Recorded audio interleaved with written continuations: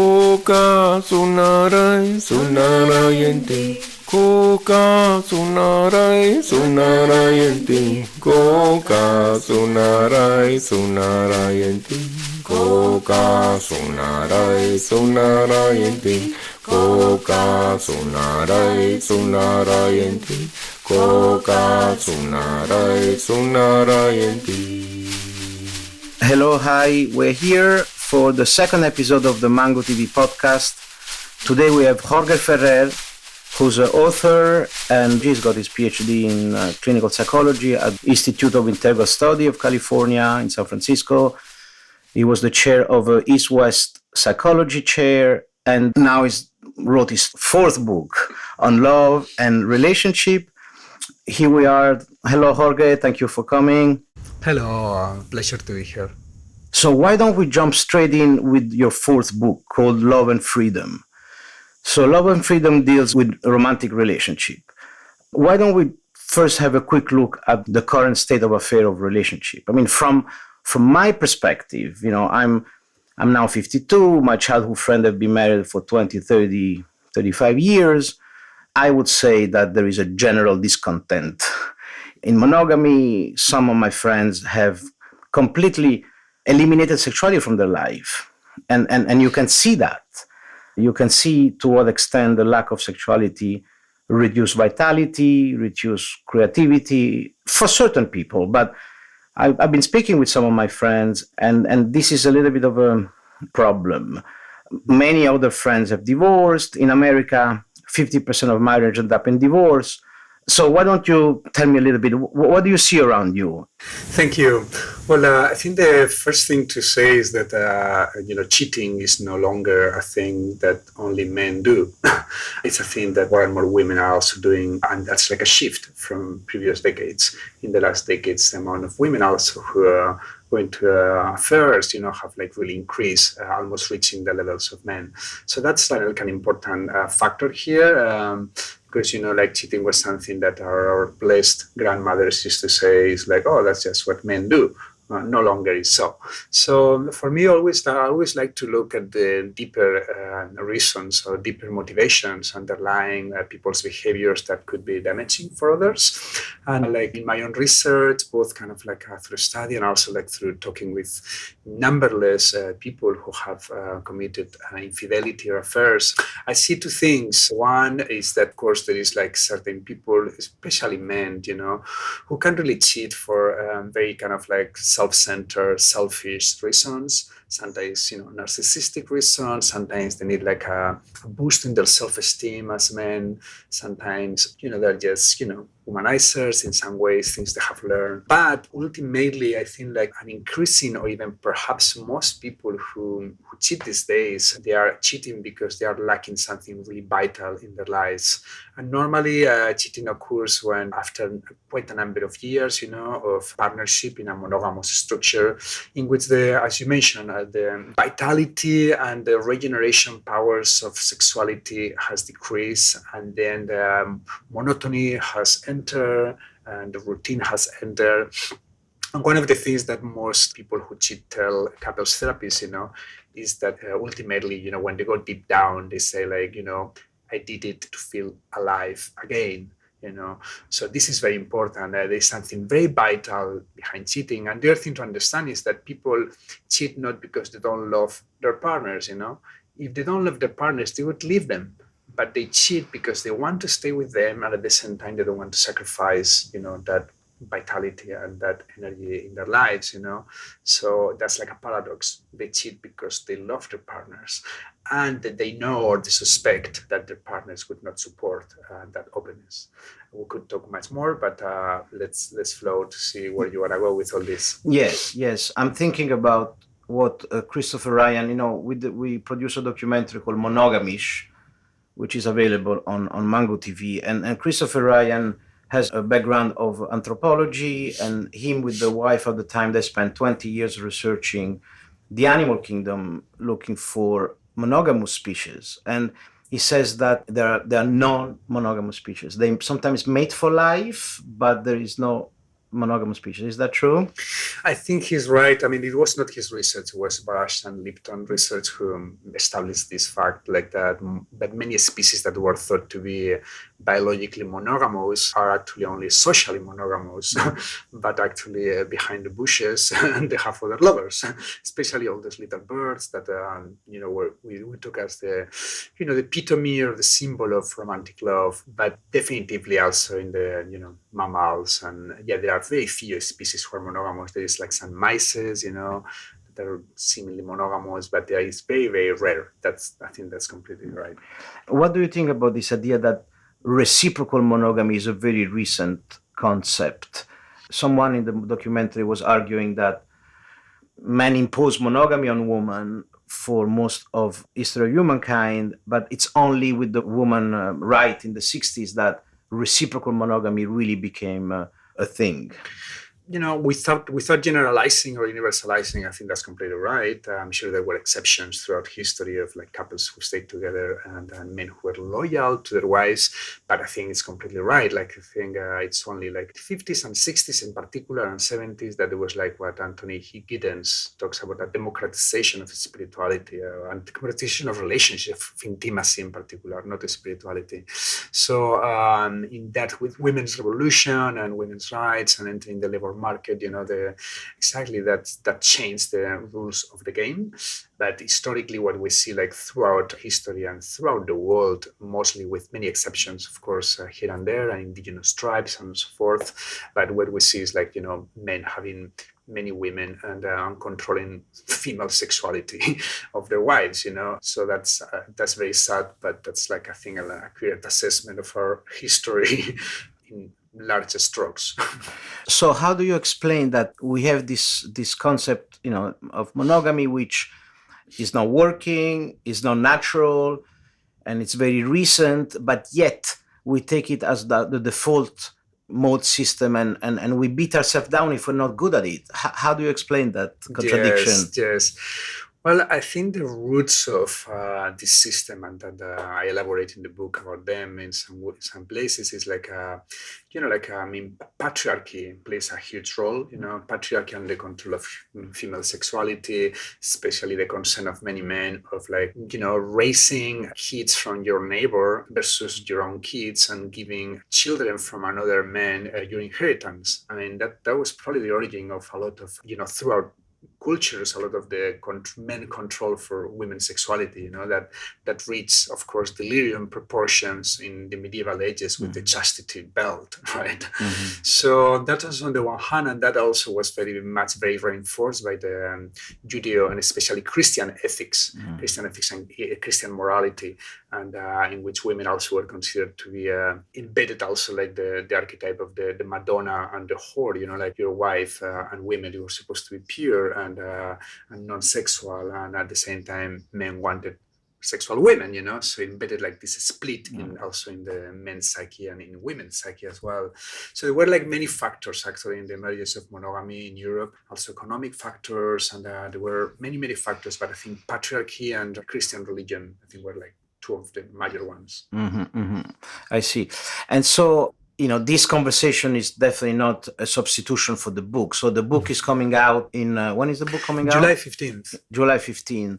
And where can our audience look for the book? Amazon.com. Amazon.com. It's called Love and Freedom, Jorge Ferrer. But so can you discuss a little bit your attempt to depolarize this conversation between monogamy and polyamory? It's funny because it's such a charged theme, right? You ask hardcore monogamous and they really trash polyamory, and you ask hardcore polyamorous and they trash monogamy. There's a lot of charge. You call it monophobia? The monopoly wars. The monopoly war, yes. Monopoly wars, that situation of mutual judgment and condescension between poly and monogamous people, and then those attitudes are fueled by polyphobia and monophobia. Yes. So like some monogamous people like have like this sense of like disgust or moral judgment or like about poly people. But the other way around happens as well. Yes. Many poly people in their tribes, like they think like monogamous people are very hypocritical because they wanted really to deep down to what they're doing, and they don't. They're cheating, they're adulterers, they haven't really accessed, like the essence of love that is non-possessive and inclusive, It's fascinating, and also monogamous people say the same to poly people. It's like, no, you have not accessed like true love. If you access true love with someone, you will become monogamous, So it's just fascinating how they charge each other with the same with the same issues. So what you're suggesting, as you might agree, any conversation that is so polarized is not really constructive. And so I think that you're trying to depolarize this conversation a little bit, like what's happening with gender. There is now a movement that talks about gender fluidity. Can you explain a little bit this concept of novogamy? Yes, thank you. Yeah, it's like in the same way that the transgender movement kind of deconstructed, the gender binary or dichotomy a few years ago, one decade ago, like most people thought themselves, I'm a man or a woman. And now we can see through the lived experience of many people that there is a lot of in between. So in a way, what I'm doing is something very similar with the binary or the dichotomy between monogamy and polyamory, really opening a field of possibilities in between that I call novogamy, like novo from new forms of relationships from the 21st century, and that kind of forms of novogamy can take different types, different pathways. One, for example, is kind of like more what I call more, like a fluid form of novogamy, in which, for example, we realize that different moments of our lives will have different developmental pools or circumstances, ourselves or our couples, that may call us to be monogamous or be poly. So it's not that we are one thing or the other, it's that at different moments of our lives, we are one or the other. Therefore, we, essentially, it's not that we are mono or poly. It really depends. And also this form of fluid monogamy also translates into geographical. Some people today, they're monogamous at home. They're monogamous when they are in their country, but when he or she in the partnership travels, they give each other free passes, like monogamous relationships that you put the documentary. So some people are just monogamous in normal life, but they are more poly when they go to festivals like Burning Man or Boom or certain clubs, So are you monogamous or poly? It really depends on where you are, And the second one would be more hybrid, in which is the coexistence of mono and poly values. And one of the things that for me was more clear, and I've seen it in so many people, is people say, for example, oh, I'm monogamous. But some people can say that because they believe in monogamy, or even they feel in their hearts, but sometimes sexually they're actually desiring polyamory, and vice versa. That people could be more sexually very monogamous, but emotionally or intellectually believe in polyamory. So are these people monogamous or polyamorous? They are both, So I'm trying to deconstruct that binary in many different ways, The last one, I'll just use one example of the last one is I call more transcendent mode, in which some people kind of reach a new identity, like the transgender people did, in that transcends being monogamous and polyamorous, and that can be called being novogamous, like novogamy, or not. Some people may just reject all kind of category, more anarchic forms, or take it as a kind of an existential Zen koan, I don't care, about terms, I'm just living this space, of freedom to relate to different people in different ways, according to circumstances and developmental pools. And also, of course, something that's important is that because this kind of can degenerate in a very kind of also narcissistic, I do whatever I want. And of course, in my book, I take pains in emphasizing that this needs to be done with a lot of kind of mindfulness about social oppression, social privilege, and also the impact of our actions on others, So I think there is ways in which we can walk any path, monogamous, polyamorous, or novogamous, with ethics and mindfulness, or just from a very selfish and careless way. Yes. It's incredible how you see couple in love that would say things like, oh, I will take a bullet for him or for her. But then when there is maybe a slip of a sexual encounter on a business trip, that's became ground for divorce. which is destroying families. And of course, I can't say the name, but we have a couple of friends that she just discovered that after she was not feeling very sexual for quite a long period of time, she discovered that the man saw a call girl, and now they're divorcing. She felt like betrayed. So I think there is a little bit of schizophrenic behavior around this topic, and there's so much charges. And I agree with you that, especially in long-term relationship, there are moments where the monogamy is needed for a certain spiritual path or for a certain dealing with certain issue. But then, in a long 20, 30, 40 years relationship, I think that we should, with this conversation, with your book, try to destigmatize this idea that sexual encounter can be done outside the couple with permission. What I feel, it's still a big stigma in our society. Even we both, Jorge and I, live in Ibiza, which is famous for sexual liberation. But even in the most open circle, this idea of being open or being non-monogamous is still a little bit judged. So what advice do you have for people that are intrigued and might want to consider maybe non-emotional polyamory, but as a first step, they decided to be emotionally monogamous but sexually non-monogamous? Is there a workshop, or definitely I will recommend your book, but how can a couple go about starting a process of opening up? Yes, that's great. Well, I think it really depends on the circumstances. It really also depends on if, for example, there has been a situation of like an infidelity and catalyzing the discussion between them, or is something more hypothetical. I think it really changes, but definitively like two clear ways is like one, gain kind of like support from a relationship counselor that is really neutral, that is really open to both monogamy and polyamory, that they have no agenda. I offer some of this counseling practice myself, but there are many other talented people, in the world today. So the problem is that most couple psychotherapists are kind of polyphobic, and they do microaggressions. There has been this empirical studies, even like towards poly people. When poly people come to their, practice the room, they start looking at them like, wow, you have a problem. They pathologize poly people. So it's very, very important that you really find a couples therapist or relationship counselor that is really educated in and understands that both polyamory and monogamous are very valid options. So that's one thing. And then the other thing, of course, is to really connect to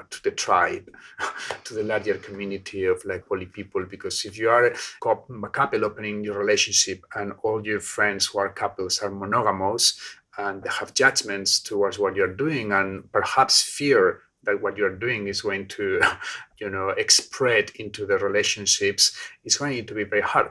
But if you surround yourself with people who are living that, who have had more experience than you, I think that could be really, really helpful. Yes. There's a community in Portugal called Tamera that is, one of the founding principles is the non-monogamy. You can be monogamous and live in Tamera, but non-monogamy is as accepted and it's actually integrated on the way of living. So of course, like-minded peers is definitely the safest way to go about non-orthodox practice. But so the common case, just to be a little bit more realistic, is that men would love to open up, men would love sexual diversity, but they are afraid to give it to the wife or to the girlfriend. So what is it about woman's sexuality that terrifies men so much? Well, I have several thoughts about this. The first one is that's changing as well. And I think even that framing is a bit problematic in the sense that it still perpetuates the stereotype of men being sexual and women being coy. And that's, I don't buy that, I think women are super sexual, and actually they love also sexual diversity as much as even more than men. Problem is that culturally they have been more repressed, about their sexual desire, And they would be called sluts or whores if they show how desiring they are. While men are being called, oh, you're super macho, you're like a guy, right? This is the double patriarchal double standard, right? So on the one hand, there is that, but of course, like in like men, like in particular, like this is the whole history of the weight of patriarchy, of control of female sexuality, in the background, and at the same time, like for many men, like they are. I think like they many men cheat because they don't want their wives to know because they're afraid they would do the same. They would be with other men, and that's something that many, even really good friends of mine who have worked on a lot of psycho-spiritual work, they couldn't tolerate. And I think that's something to, for men who are in a path of self-growth to look deeply, what are the fears? What am I afraid of being compared? Am I afraid of being abandoned by a better lover? I'm afraid that my wife, my love, would like someone better than me. And that's understandable concerns. But that can happen and is happening actually all the time without the opening, right? So in a way, it's like some people think that by closing the relationship, like they're securing, their wives, or and talking about men towards women, while at the same time, this sometimes is like a clock bomb because the closing sometimes can really explode and it does all the time, and at the same time there are also risks in the opening. So life is a risk, relationships are a risk, there's no security. The Buddha told us trying to live in certainty is a pathway towards suffering. So we really need to be more spacious, and of course like deep trust with your partner. That's the deeper root. With the woman I was more in love in my life, we had an open relationship, and there was like such a deep trust in our communion, in our love, that we didn't experience any threat about the opening. And of course, clear communication and so forth. But definitively, there is no relationship that is not complicated in some ways. But do you think that one of the main obstacle for a successful opening up is this fear of abandonment, fear of not being enough? And this is something which is deeply rooted in our Western materialistic culture. Most of us have trauma from childhood where our parents lost interest in us, like Mhm. most parents do, or not most, but and we internalize that it's our fault. It's not that they got distracted because they have something a lot on their plate.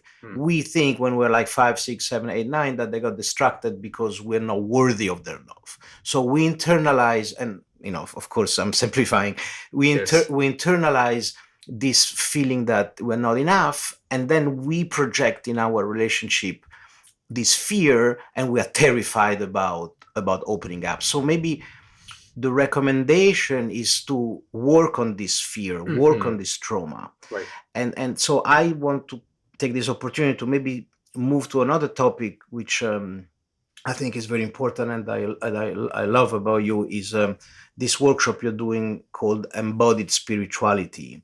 Can you talk a little bit about that? Thank you. Embodied spirituality is like a notion that's kind of like becoming more and more popular in some ways, but not always is well understood. And basically, like I think against the historical background, what we could say very simply is that most religions, more spiritualities, even contemplative traditions like Buddhism and many others, they have like developed what I call a heart chakra spirituality. A spirituality that is mostly based in the cultivation of like the more subtle dimensions of the heart, equanimity, compassion, agape love, and states of consciousness. And very often this has been done in the detriment of other equally important, vital, and for me equally sacred dimensions of the human being, that is our bodies, our instincts, and even other more passionate emotions in the heart.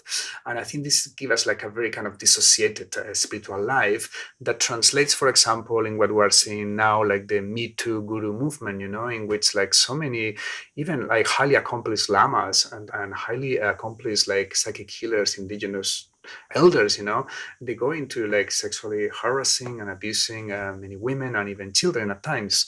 So I think this is very important that we try to cultivate like an spirituality that includes the whole person and resacralize the entire human being versus seeing the body and sexuality as something less sacred or something we need to control or regulate in order to develop spiritually.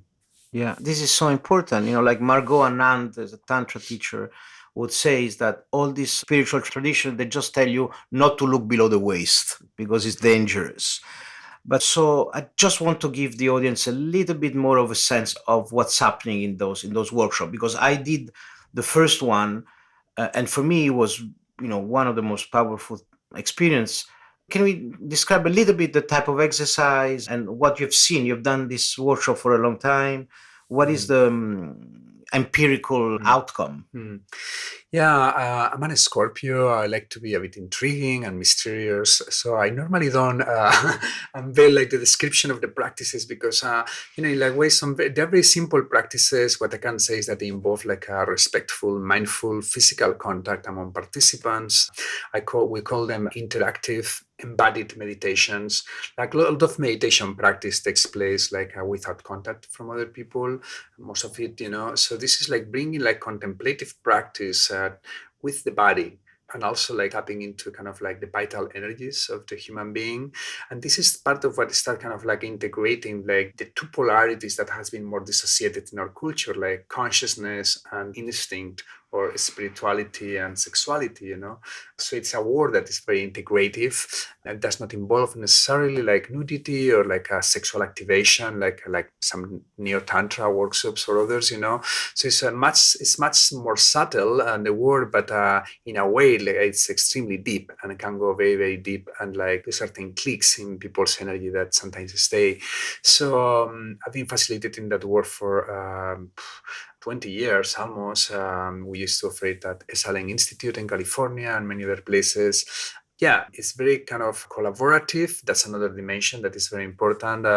Normally at the beginning of the workshop, we offer some tools, like for people to learn certain tools about physical contact, boundaries, things like this. And then they're very quick by the second day, like people start kind of like co-creating their own contracts or collaborating, choosing from a variety of exercises, which is the one that they want to do and with who.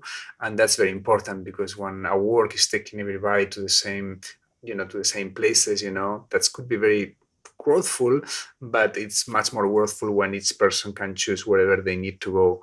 So maybe I'll say that for now, and I don't know if you want to elaborate or add something.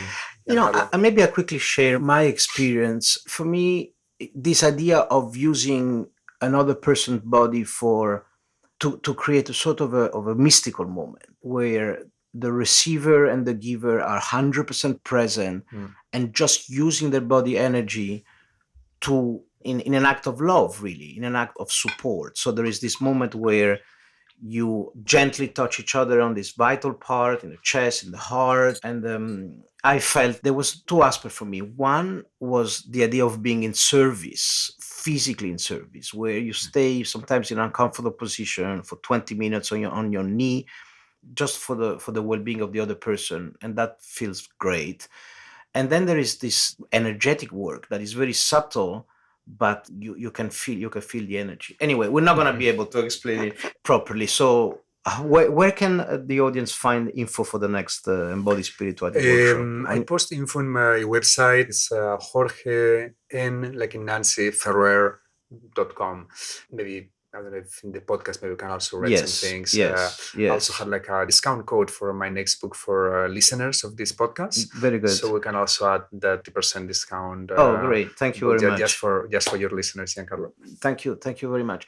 I'm fascinated by this work because one of my issue, like many, I think, is I'm too much on my mind. I'm too much intellectualized, and sometimes that creates a disconnection with your body and results in just a non-harmonious living. What is this thing we are obsessed with the intellect because we needed it with the enlightenment and the sovereignty of reason. We needed that to get out from the darkness of the Middle Age. But don't you think we went too far? Yes.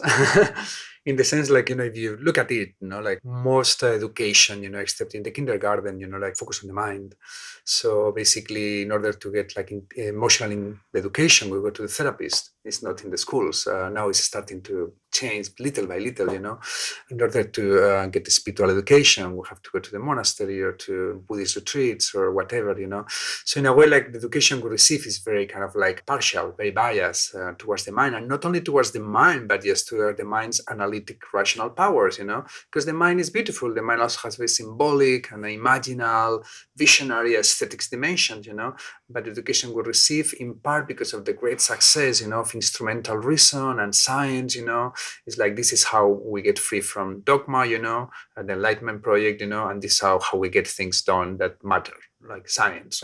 Yes. And all this, it's really beautiful and valuable, but it's like far from a holistic knowledge that not only involves the mind, but involves also the knowing of the heart, our more primordial instinctive knowing, and the knowledge of the body. And this is very important because for our minds, when they don't value all these other types of knowledge, that's where they get stressed. They get stressed because they believe that the thing they have been told, they have to do all the work by themselves, they have to know everything by themselves, they start getting like this kind of like pride. It's like mental pride in a way. And I think it's important for the mind to start kind of like root itself in the body, that it's its own home. When the mind is rooted in the body, it stops looking for universal truths outside in big theories of everything, because that's a compensation. Just looking for something in the abstract world that you can only get inside of you, And when the mind is connected to the heart, it becomes like more warmer. It's kind of warmer and connected to the vital energy. Is not only more erotic, but also is connected to the deepest sources of creativity that is not in the brain. They are not in the brain. They are not in the right hemisphere. They are in the life energy that can create another human being, and also it's an energy that is like the deepest creativity of life flowing through us. So that's where true genuine creativity comes from. In my understanding and my experience, I differentiate between two types of creativity, like a permutation, mental permutation of already known ideas. That's the most normal. But what about genuine creative developments emerging from your guts? And I think that's what also, when we start kind of resituating the mind as a member of a team player with the rest of who we are, we can start accessing those deep layers of creativity, and the mind can also become less anxious and more at peace. That I think we all need that, including myself. Yes, because the mind, for some reason, managed to always make you feel you're in danger, right? We inherited that from a prehistorical time where we needed to be aware of the saber-tooth tiger. But now that we lost this physical danger, the mind seems to have a tendency of telling you what is wrong with you, what can go wrong, and so I like this say that the master is a horrible servant. No, it's a horrible master, but a beautiful servant. Right. So just to go on the next topic about this mind, body, spirit discussion, I know you're also a practitioner of plant medicine. Would you like to talk a little bit about that? Sure. I've worked with many plant medicines for many, many decades, with particular ayahuasca, mushrooms, also some synthetics, although I was always been drawn to more natural plants. I think there is a deeper, wider intelligence beyond your selfhood, deep selfhood and the cosmos that guides you, that protects you. And for the last 16 years, I found San Pedro, Huachuma cactus from Peru, and that's kind of the plant medicine I felt called to work with. And after 7-8 years, I was given recipe and authorization from a lineage in the Sacred Valley of Peru to offer ceremonies. That's also what I do. And I have to say, like, for me, each plant, each medicine has its own. It's like with monogamy and polyamory and novogamy. I don't believe one is better than the other in any absolute universal way. You find the same in the plant world. Some people in ayahuasca is the deepest plant, is the most transforming. It's like people who are in Mexico with the mushrooms, like, oh, mushrooms, there's nothing like the mushrooms. Well, all of the plants, they have their own areas of expertise, and depending on your moment, one of them could be more appropriate than others. And I think that's one of the things, one of the new jobs, new professional careers of people also who have all this deep knowledge of different plants and can advise people, depending on where they are and what they need, which one. Because I don't want to generalize, but for me, ayahuasca is amazing, like to put you in a path with integrity. When you're out of integrity, ayahuasca really, really helpful. And of course, among many other things, mushrooms are for me the kings of the death and rebirth, like to experience like a death of your ego and being reborn. But for people are also different, and for me, San Pedro is also teaches like this deep lesson that against our Judeo-Christian baggage, that in order to grow psycho-spiritually even very deeply, you do not need to suffer. You can do so in celebration, in community, in joy, in harmony, So each of the plants have its own expertise, and depending on your moment, one of or the other could be better. And also depending on your psychological conditions, I know many people have done ayahuasca and even mushrooms, and they can be destabilized psychically, psychologically, because maybe they have some predispositions, psychological predispositions, and those experiences were like too much to integrate. There's the challenge of integration with many of these plants, and that's also why like San Pedro is much far easier to integrate. There's no at the construction of your functional ego. It's not really bad trips or fragmentation possible, and it's much easier to integrate in everyday life. This is so interesting. I'm fascinated by this topic, but can you elaborate a little bit more? I completely understand why you say that ayahuasca is like integrity referee that slap your butt if you're out of integration, and that happened to me many times, and I totally understand that the mushroom, the death rebirth. But when you mentioned the San Pedro and this idea of growing not in suffering, can you elaborate a little bit on that? Yes, we have received from the Judeo-Christian tradition like this, like it's a deeply ingrained assumption that will occur in our unconscious, even consciousness depends on the people, that in order to grow spiritually, seriously, to be serious of spirituality, needs to be a path of discipline and suffering and suffering, like the archetype of Christ on the cross, it's like pain and suffering leads to resurrection and going to heaven, and salvation, right, is through redemption is through suffering. Basically, that's like the deep archetype here, and like there is of course a time in our lives in which it's important to face our shit. It's important to face our deepest fears, even psychosis or death or meaninglessness, but those experiences can also help you. It forces you, and it helps you to also help others when they are there. But I think there is also a moment in life in which you don't need to go to those experiences again. And sometimes mushrooms, depending on the dosage, can go there very often. Ayahuasca can go to many different places, And with San Pedro, I found that that's not the case. And that's why I said, like, and still you can grow psycho-spiritually very deeply, but without the concern of, like, what is called a bad trip. That is a fragmentation of the psyche, of the ego, and people are not, they lose their center, they think they're, Stanislav Grof work, like, they're like, there's no way out. I mean, hell is the eternal now, is the shadow of cosmic consciousness. I'm here in hell for eternity, and I've experienced that, and it's fruitful in some ways. I don't desire it to anyone. I don't want to go back again. I don't think I need to. And I think with that's why, like with San Pedro, like there's no danger of going there, and at the same time, at some point in our development, it could be necessary or important to go to these places. Yes, I just wanted to clarify for the listener that those plants are not legal in most countries, and also can be very disorienting. So you have to really choose the right facilitator or guide or shaman that you feel comfortable with, that you know a little bit. You really need to feel safe. And so I would really do a very deep research if and when you decide to approach this substance. I remember one shaman, which I worked many years, would use this phrase saying, you receive, you integrate, and you apply. Mm. Can you elaborate a little bit? Because I think that in some of these practitioners of this medicine, there is not much guidance in the integration, and definitely no guidance on the on the application.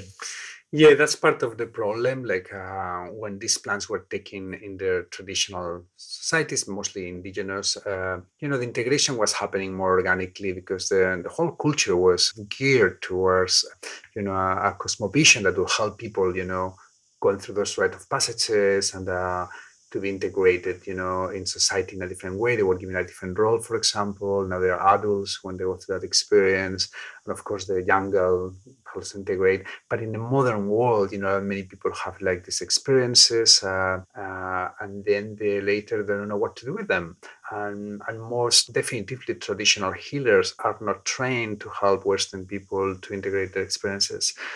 Maybe a few, a little, but they are not, and they don't care. I mean, they say no, just drink more medicine. I mean, that's what they tell you. Like, no, just come back, drink more medicine. It's like, but gratefully, like fortunately, like, there is every time more centers, like in Peru and many other places in which traditional healers, they come together with Western psychologists and Western people, and they start doing more integrative work. I think that's the future. That's the power and possibility for Western people, when there is that kind of both integrative work. For me, like integration, it's super important. Definitively, like I always recommend like both time in nature and also recommend after these experiences. But time in nature that is not just going for a walk, but it's like a mindful, sensuous connection with nature, because nature is like first like an organic referent of harmonious integration. So spending a lot of time in nature after some of these experiences by yourself, touching, smelling, hugging, that's really, really helpful. And of course, also like, and this connects with embodied spirituality work. Many of those practices you did, like, like the rooting, in the feet and legs, practices that helps the rooting of the experience, that's very helpful too. And actually in our next retreat, we may do that in the morning for integration, a practice, feet and legs to help people to come into the body where they have experience, and ultimately in terms of the application piece, that's I really like that. Really depends. Each case needs to be seen case by case. But for example, let's say that a person, lives in the city and then has this vision with martians, like, I just really need to live in nature. That's very common. That's very common experience, that I just need to live in nature. I need to leave the city, then comes back to the everyday reality with the structures of their lives. The work is in the city, and it's like, well, this is it's not something I can do now, but perhaps there is one step you can give in that direction. For example, become member of like a local garden in the city. So for me, the important is not like to make the radical change brought by the vision, that in some cases could be the way to go, especially when you're in a crossroad, in an existential crisis, but just give just one step in that direction after each practice, And if you do that, there is something that gets like integrated in your daily life through action. Yes, this is very clear and very useful. Let me touch as the last topic. You almost did a second PhD in neuroscience. So we now, I think there is a scientific consensus on this idea of plasticity, neuroplasticity. You can rewire your brain. Our parents would say things like, "Oh, your grandmother was a neurotic. She's never going to change." But now we know there's been some studies with Mathieu Ricard and the monk long-term meditator that we see with the brain scan a change in their brain. So, how is this knowledge that you can rewire your brain then? To what extent it's important every day to rewire the brain? Because the brain rewiring requires work. Mm. I remember a neuropsychopharmacologist from London said that our neurocircuitry in our brain is like the deep track of the cross country skiing. You have these little skis that are deep stuck in these tracks, and so you're stuck in there. And if you want to create a new neurocircuitry, you have to have the strength to get out of those tracks and stay out long enough to start digging the new tracks. But unfortunately, the old tracks are deeper and they pull you back. So this is a good metaphor that I like to share, because you need every day to do either your meditation or your visualization or concrete stuff, like you were saying, connecting with nature. Do you agree that it's a daily work, that it's not going to happen by itself? Yes, yes, I think so. And a colleague of mine from California Institute of Integral Studies wrote a book called Neurogenesis. You want to check it out and maybe interview him. He's a great. And What's his name for the listener? Brand Corright, Neurogenesis. And he's talking about precisely that. It's a very practical book. Diet covers everything about neurogenesis. So I read the book and having done experiments of my brain to see what has happened there after doing certain practices. But I would add, I just want to add to what you say about like meditation and visualization and that kind of work we can do every day at home, or yoga. I think like the single things also could be like not just so about like a discipline, could be very playful and enjoyable. It's like we're here in Ibiza, for example, like going to swim in the lift waters of the Mediterranean every day. I'm sure that has like an effect on your brain. Or like people who love to dance, there's a lot of now research of like movement impact on the brain, right? Because we used to move so much more, as a species, like for hundreds of thousands of years, from the trees and running all the time, and now our life is much more stagnant or static, So people who are even doing like here in Ibiza and other places, like a lot of ecstatic dance, for example, and the movement, I think all those things who are very enjoyable also can have an impact on your brain. And this just connects with one last thing I wanted to tie with the San Pedro, or with it's like we also have like in our culture, because of our, again, like this kind of heavy duty Christian tradition. And when I say that, I'm just talking about the more kind of dogmatic forms of Christianity that we receive through the church, not about the mystical core of the tradition, which is really beautiful and realistic in many ways. But we have like this split also in our psyches between the sacred and the ludic, the sacred and the playful. And I think that's like another split that we need to put together, because the sacred can be very reverent, can be very humorous, can be very light as well, as many Sufi masters know, and some of these kind of crazy wisdom teachers also know. Even some of them are real rascals that I would I would take some distance from them. That's very interesting. So we're now in July, and so you should follow Jorge's recommendation: go dancing and go swimming. Let me allow, if you don't mind, where are you now personally on your life journey? How old are you now? I'm 52. So you closed your teaching career. I mean, you're still a teacher, very much so. But so how? Tell us a little bit. How did you go from all those years as a professor at the university and now living in Ibiza? Yes, totally. Well, I mean, I spent like 20 years teaching in the university in San Francisco, in California, and it's a beautiful university, also connected to the spiritual dimension. And at the same time, it's very mental work, So there is no way, even in that university, that your life doesn't get a bit unbalanced, like too many hours in the computer, too many hours reading dissertations, student papers. It's like non-stopping, So for a while, like the last years, me and my then partner in California, who had like this dream of like me gradually moving away from academic work to focus more closely and more directly on the healing and transformation of people. She was like very talented psychotherapist. Unfortunately, she passed away a year and a half ago. And that was one of the most transformative times of my life. Was sudden, was unexpected. And since then, like that was part of the catalyst for me. It's like dropping everything, dropping my university, dropping academic life, and like following that dream that was a shared dream. I don't think I'm following her dream. It was my dream too, of like just doing only things that are more, directly working with people, like workshops and ceremonies. I still write books, of course, but the next book, apart from this one that just is coming out, is going to be in Spanish, a popular version of this Love and Freedom. And it's got a major publisher interested in the book in Spain, so I'm very excited about that. So that kind of thing, like reaching more and more people and working more closely, also through counseling practice in people's healing and transformation. That's what. And coming to Ibiza also was part of that new chapter of my life, like starting from scratch, like a new life. So thanks for asking. And do you want to start a family, have children? Is this something on the agenda? I don't think that's my calling.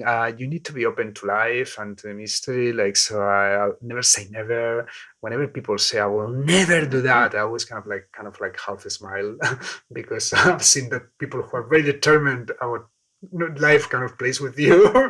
Yeah. But at the same time, like, it was never my calling in the sense like I felt my call was to try to transform this world as much as possible. You know, my grain of my contribution, little contribution, my grain of soul or sun, grain of sun to that, so that children from other people would come find a bit better world or finer world or more healthier world, less crazy world that we live in. And like for me, like to focus so much, if I had a kid, I would want to be a really good father. And that means to, as you know, that means to focus a lot of energy and time in just one individual because has your DNA, and I totally respect and admire parents very deeply, and I love children, but I feel more universal uncle. I have many godsons and goddaughters, and I love children, but I don't think that's on my path. But who knows? Mhm. So if you close your eyes and you visualize yourself in 20 years' time, what would you like to see? That's a beautiful question. I think I see myself like living even more deeply embedded in nature that I live now, like a bit even further away from the city. Could be in Ibiza, could be somewhere else. I see myself living a more contemplative life, and still working with people, but maybe like more selectively, or do things that are enjoyable. Living in community, absolutely. I'm a big proponent and big supporter of living in community for all sorts of reasons: emotional, ecological. Talking about relationships before, there's a huge difference when a couple who are monogamous or whatever, and they live in a community when they're living by themselves. They receive so much emotional support from different people. They have a lot of mediators in conflict. It's such much easier to navigate. So community, nature, more contemplation, and fun. So I'm not gonna let you go yet. I just want no, because you mentioned community. This is a big topic now. I don't know if you agree, but I read somewhere that the ideal number is 150 people because you can know intimately 150 people.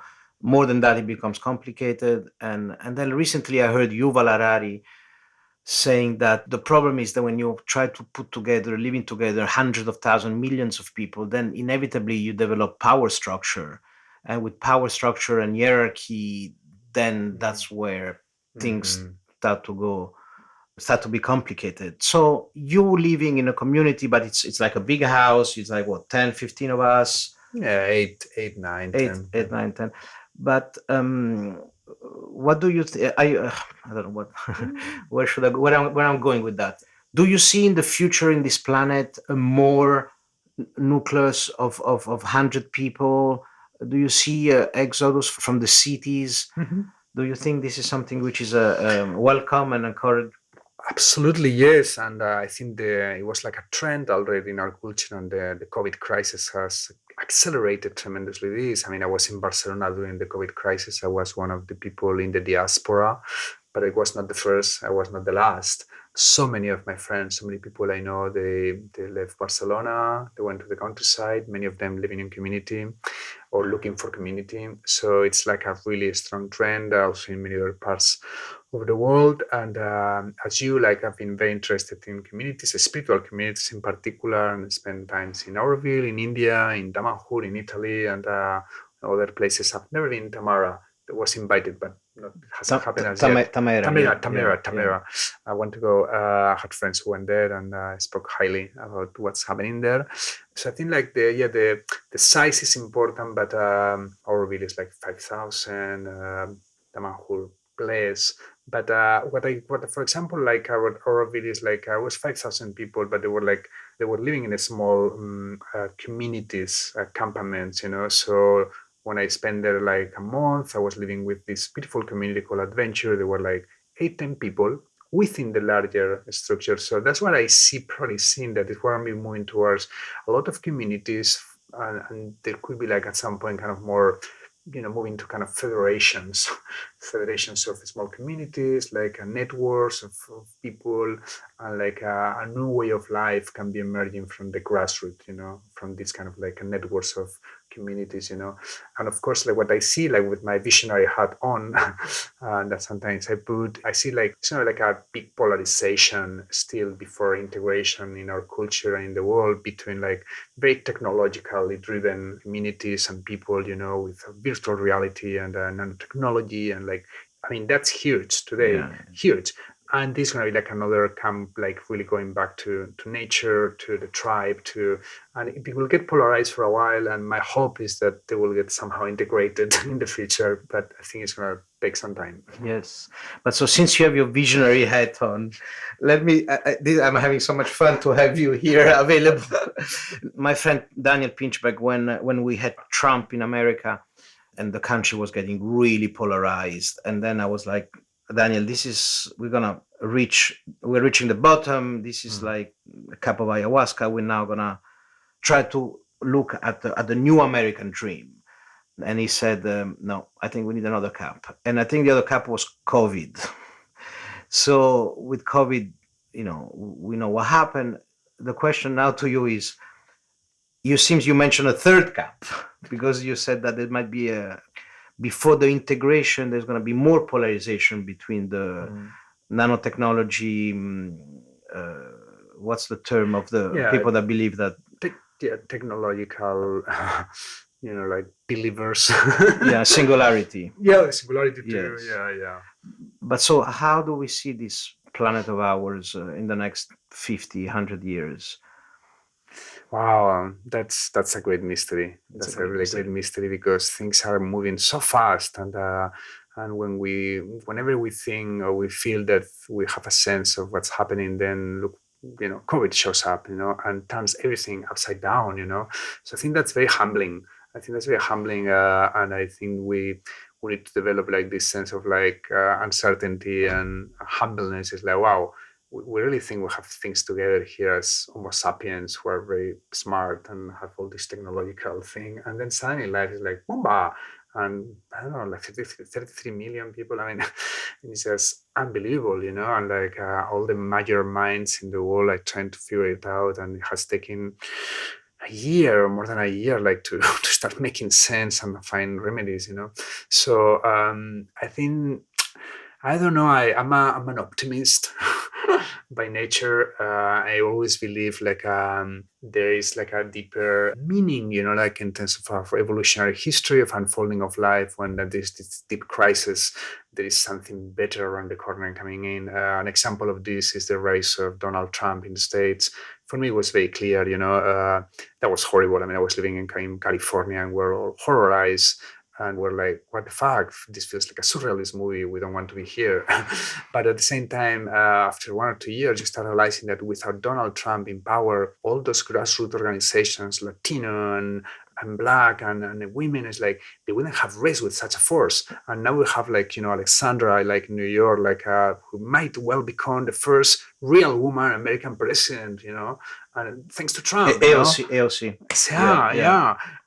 So I have hopes for even when things like really got really like dystopian, like with Trump administration. I have hopes that there is like some deeper historical logic to it. But I don't feel arrogant about that. I feel confident because I've seen it through history, and I believe there is like an impulse towards like greater consciousness, greater interconnectedness. I mean, even many of these values that before, even a few years ago, they were considered like new agey bullshit, now that there is spoken and spread in like high culture, like mindfulness and yoga and altruism, and compassion. I mean, they're reaching those levels, so in few years, so I feel very excited about our moment, like, and I want to really probably like we're close to finish our interview, with a really hopeful note, that we want the change to be faster, of course. I'm the first one, and things feel very slow at times because we're impatient. But if you look historically at our history, what has happened in the last decade, even 2 decades. It's unbelievable. Unbelievable. So I think we need to look at that side too, and don't get overwhelmed or undermined by all this media that give us only bad news. Yes. Things like regenerative agriculture, that are incredible project, creating life, creating water. So this is great, past the 1 hour mark, and I think we're gonna wrap it up. I'm gonna try to maybe have you back and try to do the same thing in Spanish with a new book, if I'm gonna be able. Also, we will, start a conversation. We started a conversation on Instagram, on Mango TV. I would like to hear from the audience what are the topics you are more interested on. And Jorge really encapsulate most of the themes that are dear to Mangusta production. The slogan is sex, drugs, and regeneration. So Jorge is an expert on those three topics. Oops. And so we'll have him back. Thank you very much for listening. Is there anything else you want to share? We covered a lot of ground. No, just gratitude for the invitation, and just my hope that whatever Giancarlo or I have said here, it's even a bit of value for the listeners or many of you. Thank you for your attention. Thank you, guys. Bye. Waraltera sonara en ti. Waraltera sonara en ti. Waraltera sonara en ti. Waraltera sonara en ti. Waraltera sonara en ti. Waraltera sonara en ti. Waraltera sonara en ti. Waraltera sonara en ti.